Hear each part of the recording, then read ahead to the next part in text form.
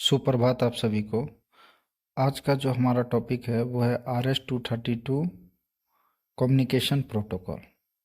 ये सबसे basic communication protocol है। इसके बारे में सारी जानकारी मैं आप लोगों के साथ शेयर करूंगा और बहुत ही बढ़िया टॉपिक है।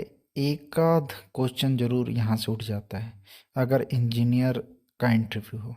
तो चलिए जल्दी से स्टार्ट करते हैं वीडियो को। इसका पहला पॉइंट है it introduced in 1960 for serial communication transmission of data. ये सबसे पहले जो है वो 1960 में इंट्रोड्यूस किया गया था। किसके लिए? Serial communication transmission of data. अब आप लोग को ये नहीं पता होगा कि सीरियल कम्युनिकेशन क्या होता है, तो वो आगे मैं आप लोग को बताऊंगा कि सीरियल कम्युनिकेशन क्या होता है।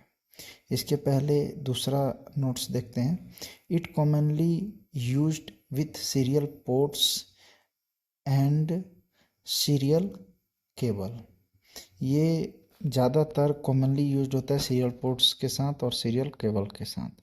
It is still widely used in industrial communication devices. बहुत ज़्यादा यूज है इसका आज भी। RS-232 नॉर्मल देखने को मिल जाता है। स्कैनर वगैरह या छोटे मोटे डिवाइसेस, इन सब में RS-232 आप लोग को देखने को मिल जाएगा बहुत ही ज़्यादा आसानी से। सीरियल कम्युनिकेशन किसे कहते हैं? जैसे कि मैंने हेडिंग में बताया था कि आगे सीरियल कम्युनिकेशन देखेंगे। The process of sending data sequentially over a computer bus. जो प्रोसेस होता है डाटा सेंडिंग का sequentially over a computer bus, which means the data will be transmitted bit by bit. एक होता है बाइट, एक होता है बीट। तो सिक्वेंसली डाटा जो ओवर ए कंप्यूटर बस में जो सेंडिंग हो रहा है उसी को हम सीरियल कम्युनिकेशन पोर्ट्स या सीरियल कम्युनिकेशन कहते हैं। Next, while in parallel communication the data is transmitted in a byte। दो टाइप के कम्युनिकेशन होते हैं, एक होता है सीरियल कम्युनिकेशन हो गया, एक पैरेलल कम्युनिकेशन। तो पैरेलल कम्युनिकेशन में जो है वो डाटा ट्रांसमिशन होता है बाइट में, नॉट बीट में नहीं, बाइट में। और एक बाइट होता है 8 बीट के इक्वल। और आगे देखते हैं, और character on several data lines और बसेस एट ए टाइम। तो ये डाटा जो ट्रांसमिशन होता है बाइट में होता है और कैरेक्टर के साथ साथ सेवरल डाटा लाइंस और बसेस एक ही टाइम में सेंड किए जाते हैं। आगे देखते हैं, serial communication is slower than parallel communication. Serial communication slower होता है पैरेलल कम्युनिकेशन से, but used for long data transmission due to lower cost and practical reason.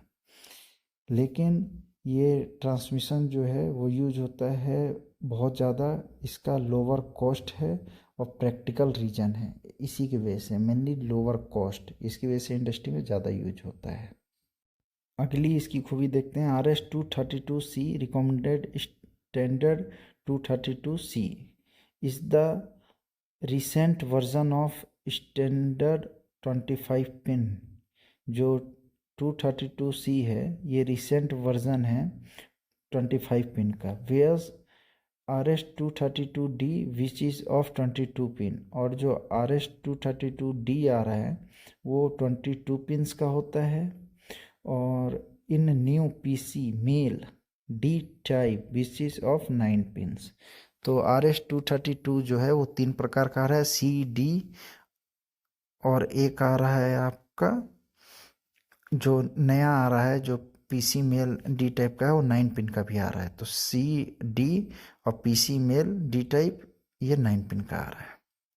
तो ये तीनों भी ध्यान रख लीजिए बहुत ही। अगला देखते हैं, it is used in serial communication up to 50 feet with the rate of 1.495 kbps। ये बहुत इंपॉर्टेंट चीज़ है। सीरियल कम्युनिकेशन को हम कहाँ तक यूज कर सकते हैं? तो 50 मीटर तक और 1.4 kbps के लिए। अब देखते हैं how RS-232 works. As EIA defines The RS-232 is used for connecting DT and DC. RS-232 is used for connecting DT और DC.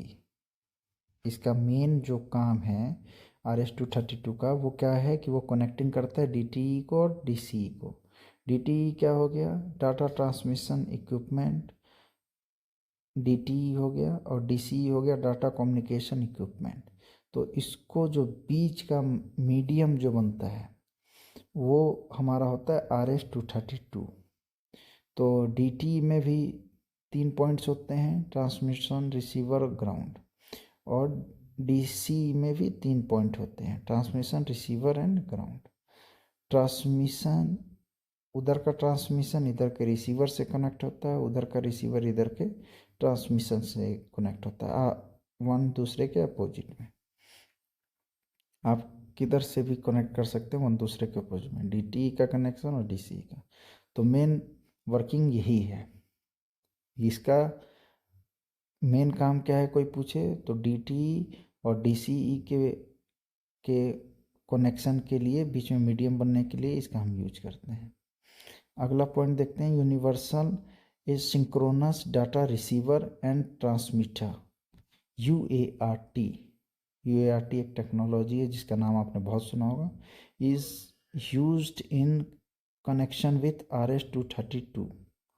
इसका RS-232 कनेक्शन में इसका यूज होता है for transmitting data between printer and computer. तो इस समय एक और RS-232 जो यूज है वो UART के रूप में आ गया है, जिसका ज़्यादा यूज प्रिंटर और कंप्यूटर में हमें देखने को आजकल मिलता है। ये मैंने फालतू लिख दिया था तो इसको भी निकाल दिया। तो आशा करता हूँ कि ये वीडियो आप लोग को बहुत पसंद आई होगी। बहुत ही इम्पोर्टेंट टॉपिक है, ये सारी चीज़ें आप लोग को जाननी चाहिए। तो अगर ये वीडियो आप लोग को पसंद आई हो तो वीडियो को लाइक करिए, चैनल को सब्सक्राइब करिए और कमेंट करके बताइए कि RS-232 कैसा लगा वीडियो आप लोग को। नमस्कार।